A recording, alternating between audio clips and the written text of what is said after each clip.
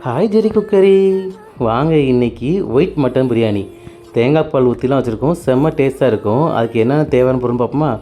சீரக சம்பா ரைஸ் எடுத்திருக்கேன், மட்டன் வேக வச்சு எடுத்து வச்சுருக்கேன் தண்ணியோட, தேவையான அளவு தேங்காய் பால் எடுத்து வச்சுருக்கேன், இஞ்சி பூண்டு பேஸ்ட்டு, 6 பச்சை மிளகாய் எடுத்திருக்கேன். பச்சை மிளகா தான் உரப்புக்கு. அப்புறம் புதினா, மல்லி, தக்காளி கொஞ்சம் போல் போட்டால் போதும். இந்த பிரியாணிக்கு சின்ன வெங்காயம் போடணும்.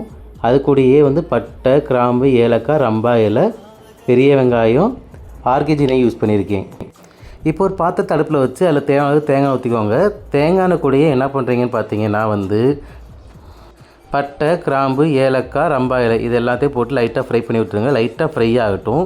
ஃப்ரை ஆனதுக்கப்புறம் பெரிய வெங்காயம், சரிங்களா? பெரிய வெங்காயத்து கூடயே என்ன பண்ணுறீங்கன்னு பார்த்தீங்கன்னா சின்ன வெங்காயமும் போட்டுருங்க, சரிங்களா? சின்ன வெங்காயத்தையும் போட்டுட்டு லைட்டாக மிக்ஸ் பண்ணி விடுங்க.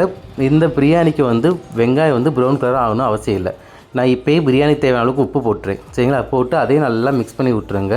வெங்காயம் ரொம்ப கருவக்கூடாது, அதுதான் ரொம்ப முக்கியமான விஷயம், சரிங்களா? லைட்டாக வெந்ததுக்கப்புறம் பச்சை மிளகா, சரிங்களா? ஒரு 6 பச்சை மிளகா போதும். இதான் உரப்புக்கு. இதுவும் இஞ்சி பூண்டு பேஸ்ட்டும் தான் உரப்பு போடுறோம். வேறு எந்த ஒரு உரப்புக்கு எதுவுமே ஆட் பண்ணல, சரிங்களா? இது கூடயே கொத்தமல்லி, இதில் ஃபஸ்ட்டு கொத்தமல்லி போடணும், 2வது தான் புதினா போடணும். கொத்தமல்லி போட்டு லைட்டாக வதக்கி விடுங்க. கொத்தமல்லி ரொம்ப வதங்க வேண்டாம், லைட்டாக வதங்கினா போதும், சரிங்களா? லைட்டாக வதங்கினதுக்கப்புறம் புதினா, இதுக்கு எவ்வளோ தேவையோ அந்த அளவு பார்த்து போட்டுக்கோங்க. நான் ஒரு கைப்பிடி அளவுக்கு போட்டிருக்கேன்.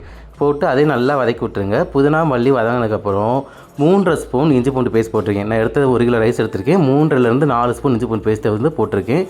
இதுவும் பச்சை மிளகா மட்டும் தான் உரப்புக்கு, வேறு எதுவுமே உரப்பு கிடையாது, சரிங்களா? இஞ்சி பூண்டு பேஸ்ட்டு நல்லா வதங்கி வரட்டும். தக்காளி வெறும் 1 கிலோ பிரியாணிக்கு வெறும் 150 தக்காளி தான் போட்டுருப்பேன். ரொம்ப போட்டிருக்க மாட்டேன், வெறும் 150 தக்காளி தான் போட்டிருப்பேன். ஸோ புளிப்பு இருக்காது. அதனால் தயிர் என்ன பண்ணுறேன்னா ஒரு 100லேருந்து 125 ml 1 கிலோ பிரியாணிக்கு போட்டுக்கிறேன். போட்டு நல்லா கிண்டி விடுங்க. இஞ்சி பூண்டு பேஸ்ட் போட்டோன்னே பிடிக்கும், அதுக்காக தான் தயிர் ஊற்றுறோம். தயிர் ஊற்றி நல்லா கிண்டி விட்டிங்கன்னா இஞ்சி பூண்டு பேஸ்ட் பிடிச்சதை எடுத்து விட்டுரும்.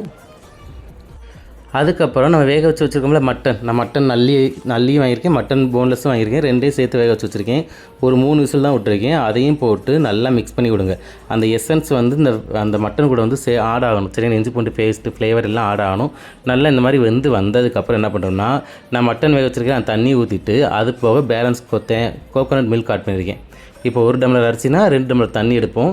நான் இன்றைக்கி 3 டம்ளர் ரைஸ் எடுத்திருக்கேன். அதனால் 6 டம்ளர் தேங்காய் பால், மட்டன் வேக தண்ணி ஊற்றினதுக்கப்புறம் நல்லா கொதி வரணும், சரிங்களா? ஊற்றினதுக்கப்புறம் என்ன பண்ணுறீங்கன்னா கல்பாசி போடுங்க. கல்பாசி போட்டதுக்கப்புறம் நல்லா கொதி வந்ததுக்கப்புறம் நம்ம ஊற வச்சு வச்சுக்கோம்ல சீரக சம்பா ரைஸ், அதையும் போட்டுருங்க. அதையும் போட்டு அரிசி உடையாமல் மெதுவாக கிண்டணும், அதான் ரொம்ப முக்கியம். நீங்கள் வேகமாக கிண்டிங்கன்னா அரிசி உடஞ்சிடும். ஏன்னா நான் அரிசி ஊற வச்சு வச்சுருக்கேன். நீங்களும் அரிசி ஊற வைங்க.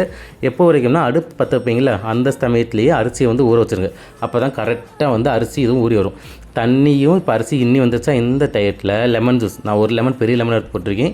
இது கூட ஒரு 3 ஸ்பூன் அளவுக்கு நெய் போட்டிருக்கேன், சரிங்களா? நெய் நல்லா தாராளம் போடுங்க, அப்போ தான் பிரியாணி ஃப்ளேவர் சூப்பராக வரும். இப்போ என்ன பண்ணுறீங்கன்னா நெய்யை போட்டு நல்லா மிக்ஸ் பண்ணி விட்ருங்க.